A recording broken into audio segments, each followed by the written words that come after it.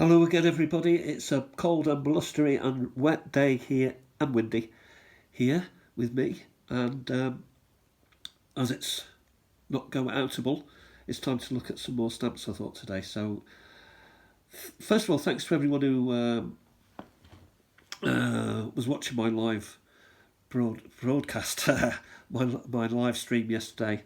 Unfortunately, I wasn't able to save it. I did manage to save it for a while, but then it started to throw up some problems with my mobile phone, so I just had to delete it, I'm afraid. So all that is lost. 45 minutes of me rambling has been lost. But I did find some interesting stamps, and I've picked 3 out today from that collection, or from that live stream, to identify and to learn a little bit about anyway. So we'll have a look at the first stamp, which is this beauty here. And it's a 2C, and it's got all sorts of stuff going on in it. It looks like a religious type stamp. It doesn't name the country as far as I can tell. It has no identification about monarch. So I put it under the eye of Google Lens, and it came up with this. It is a 1980 stamp, and it features Flemish tapestries. So the series, there was a series between 2 cents and 8 cents, featured Flemish tapestries, and this is one such tapestry. So 1980 to 81 it was in use. It is a stamp of Malta. So was Malta under British rule in 1980? Probably just coming out of it, maybe. And hence no Queen's Head and no even Malta on it. Maybe they thought this was like a type of a stamp to usher in the new regime. I don't know. Of course, Malta is a very Catholic and very religious country. It had the Knights Templar back in the day, so they're interested in this sort of thing. Excuse me. So I asked the AI, what was the tapestry that was used for this 1980 2-cent stamp? And she came back with Institution of Corpus Domini. So that's the institution of the body of our Lord, or our Lord's body. It is a Flemish tapestry from the 15th century. And it was, the tapestry itself was produced by someone called Justus of Ghent, or Gaunt. John of Gaunt we've heard of, Justus of Ghent, Flemish Belgian basically. So that's a multi-stamp of a Belgian tapestry. Very nice. Let's move this out of the way. Next stamp. Move it into position. Here we have a stamp that is, I just can't see anything that I can make head or tail of. I can see a castle on top of a hill. I can see a number 1.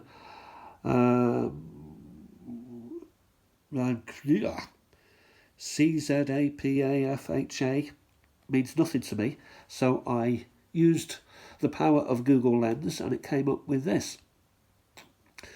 It is a 1911 Bulgarian stamp. Hence the writing, the Cyrillic you would call it writing, I don't know, but certainly Eastern European. And it's of the Tsar Assam Tower. Now, what was that tower? Well, it was a fortress, and it was often called Assam's Fortress. That was used for military purposes back in the day. So this was actually a definitive. So they were, this was important to the Bulgarian race or the nation at that time. What else can I tell you about it? Well, it was produced it was issued in 1911 and could have been used up to 1916. So we're in the First World War then. It was a definitive of the year 1911, so that was the stamp that you would get if you asked for a stamp. This one was 1 whatever it would be. What became of that tower? Does it still exist? Well, it actually does. So Assam's Tower, Tsar Assam Tower, is still there. It's now a tourist destination. It's no longer used for military purposes. And so it's still there. The other interesting thing is that it is placed where Assam's Tower is actually in Thrace, which is an old area which covers part of Bulgaria, part of Greece, and part of Turkey. So there was like a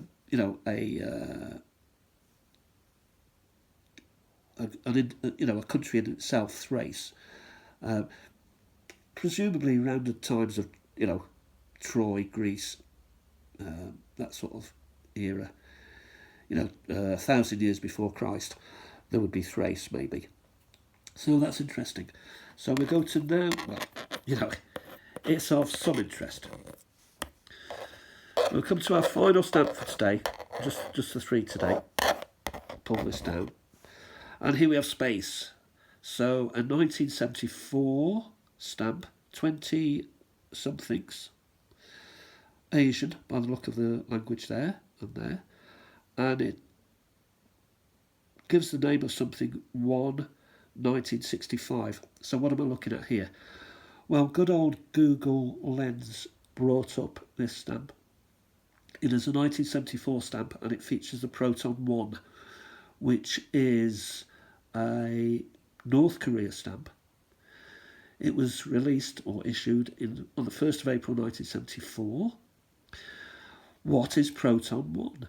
Well, Proton 1 is a Soviet space satellite, which was actually launched in 1965, hence 1965. It was launched 16th of July. And it studied cosmic rays and radiation. So it was up there doing, it was studying, it was a science thing. And it returned to Earth, to the Earth's atmosphere, where it burnt up on re-entry. Oh dear, how sad. And then a very month later, Proton 2 was launched. So that was launched in November. So one replaced another. Did they replace this stamp with the next stamp? Probably not. That would be probably a step too far. It would take some fun to do that, wouldn't it, to produce another stamp. Are there any values to these stamps? Well, I asked AI, what are the values of these stamps in UK money, or even US money, because it would be similar. The Malta stamp, it told me, was worth 20 pence. Well, you can divide that by 10. It's worth twopence. How about this rare Bulgarian stamp? 20 pence. So you reduce it again down to, a tenth, and it's twopence. And finally, we have surely space stamps are more desirable and expensive. Actually, it did quote me 50p on this, so 5 pence. So that's all we know really about these three stamps. We've learnt a little bit. Will it do us any good? I don't know. But it's always nice to just learn a little bit about stuff that we don't know. The stuff we don't know. Thanks for watching. My sinuses are bad today. I can hardly breathe, never mind speak. So I'll talk to you soon, and thanks for watching. Bye for now.